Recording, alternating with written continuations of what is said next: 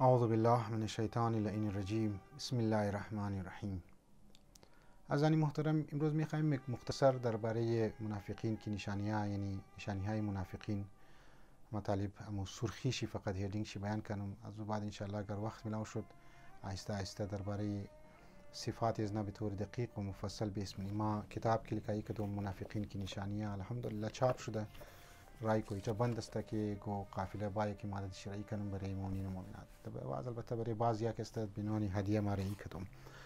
به طور کلی اگر ما منافقین را بحث را از نگاه قرآن و از نگاه روایات و تاریخ اسلام مورد بررسی و انالایز قرار بدیم، تعریف نفاق چیه، هم از لحاظ لغوی هم از لحاظ اصطلاحی تعریفش چیه و هم دمنی تاریخ صدر اسلام تاریخ اسلام صدر اسلام کدام افرادها منافق بودن، چی کارها انجام دادن، اونها رو ما باید مورد تجزیه و تحلیل قرار بدیم.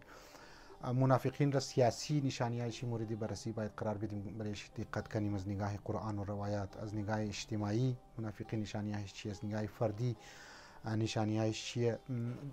اورال دمنی هر سوسایتی نفاق بسیار خطرناکه. اگر دمنی هر سوسایتی نفاق به وجود باید و منافقین تعداد زیاد شنه، اون معاشرت دیگه شکست دوچار میشه و شکست چنی حتمیه، یقینیه که او شکست مخرد در مختلف مراحل زندگی، مراحل اجتماعی بگر، سیاسی بگر، فردی بگر، حتی در خانوادگی هم بگر. اگر یک صفات نفاق در من یک خانواده پیدا شنه اونجی مشکلات ایجاد میشه. اقسام خود نفاق چیه؟ یک نفاق اصغر است، یک نفاق اکبر است.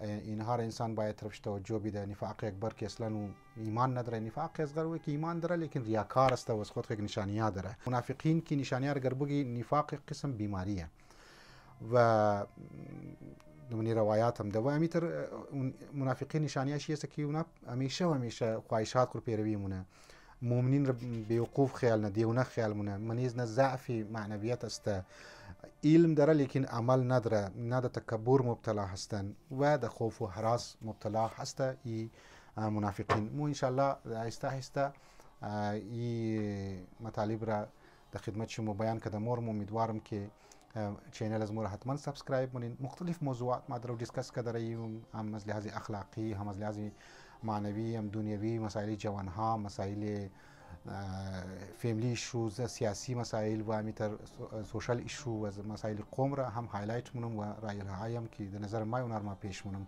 چینل از مورا حتما سابسکرایب کنین و الی اولاد دوستای خو فارورد کنین. السلام علیکم و رحمت الله و برکاته.